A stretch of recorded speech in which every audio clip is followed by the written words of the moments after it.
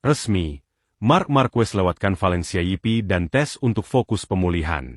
Marc Marquez dipastikan tidak akan tampil di sisa seri MotoGP musim ini untuk memprioritaskan penyembuhan total dari cedera bahu kanan yang ia alami.